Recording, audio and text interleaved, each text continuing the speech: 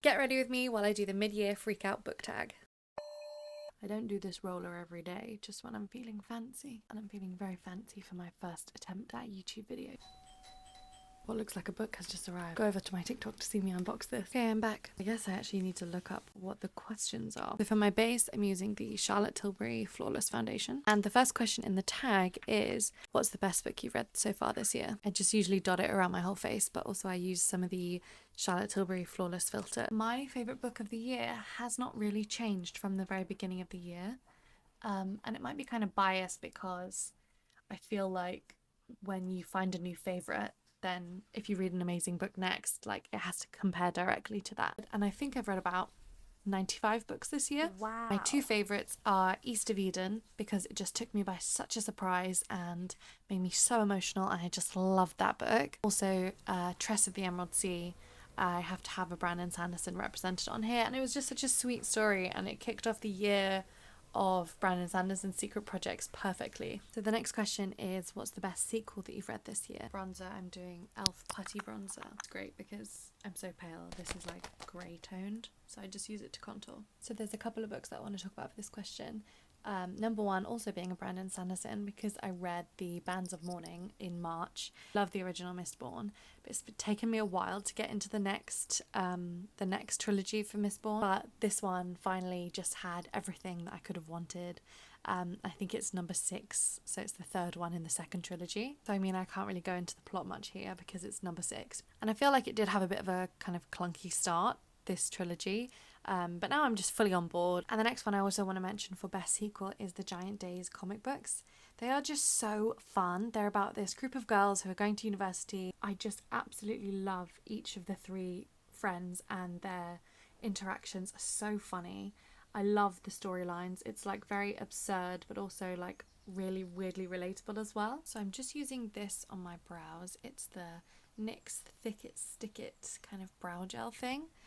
I'm not sure if I like it. I'm using it because I've run out of my normal like brow pencil.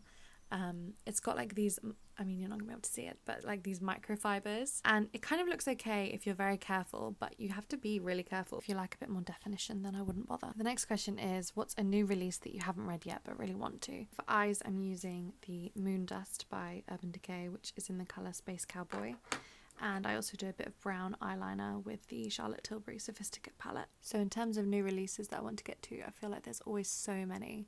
And a few that I don't yet own are Divine Rivals. I've also really been hearing a lot about The Will of the Many that I want to get to, and Eliza Clark's new book, Penance. And then 2 that are on my shelves that I really want to get to are Eyes, Gut, Throat and Bones, which, yes, I did buy for the cover. Secondly, I've heard amazing things about Patricia Wants to Cuddle. So I can't wait to get to this as well. I think it's kind of more of a queer horror, but kind of a fun, campy queer horror. So the next question is, what's your most anticipated release for the second half of the year? And there's too many to think of, but I think probably I'm going to go for A Study in Drowning by Ava Reid, because I feel like she's going to become one of my new favourite authors. The next question is, what's your biggest disappointment of the year? And this one might get controversial for me. For blush, I'm doing the Charlotte Tilbury Lip and Cheek Glow in the colour Passion. First answer for this might not be as controversial, but it is God Killer, which I was expecting to be a 5-star, and I really love the concept and the cover, and I just heard amazing things about it.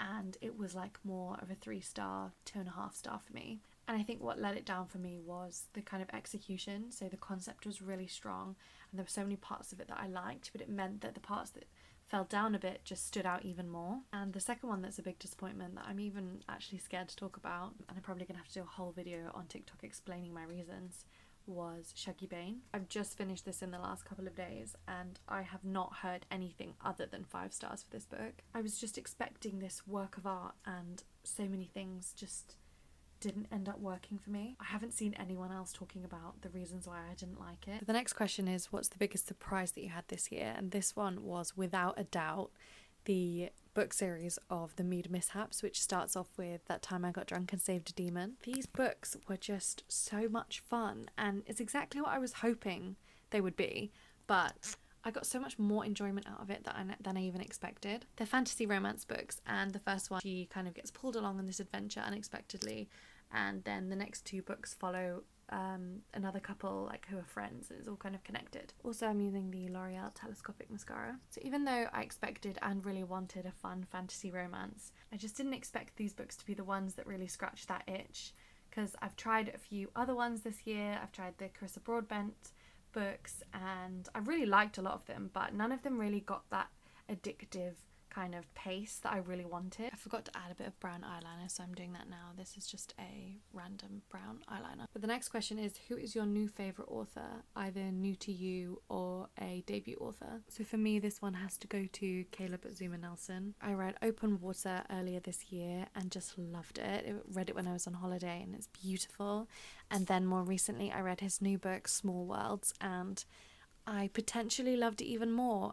So I will definitely read everything that he comes out with. They're just such beautiful books. He has really lyrical writing, but not in a way that feels like it's inaccessible. I think that he just writes a novel as if it's like a poem, and I just really love the themes that he explores and the way that he writes. Next question is, who is your favourite fictional crush? And I don't really have fictional crushes, so I'm going to kind of make this question, who is my least favourite character? Because the next question after that is, who's my favourite character? So my least favourite character is June from Yellowface, which should be pretty self-explanatory.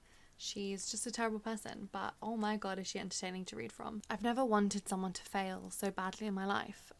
I despised her. I won't go into the plot of Yellowface because I feel like probably you've already seen a lot about this book, but yeah, June. So my newest favourite character would be Demon from Demon Copperhead. I was initially nervous to read this book because it's just such a chunky book, and also it's based on David Copperfield by Charles Dickens that I've never read, and I also don't love Dickens, but Demon from Demon Copperhead just made this book so fun to read, even though he's going through such tragic events and he's dealing with so much.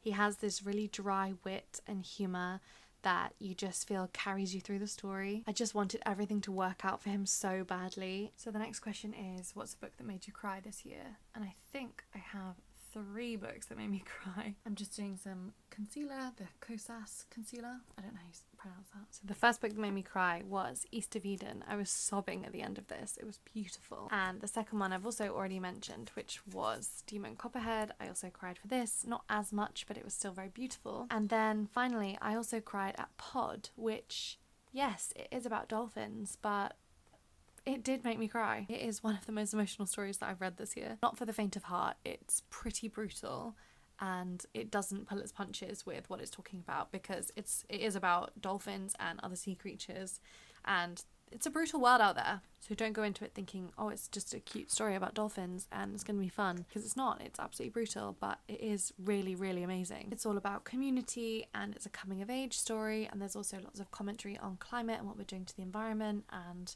yeah, it's very unique and a very good book. So the next question is, what books made you happy this year? And I have a very good answer for this one.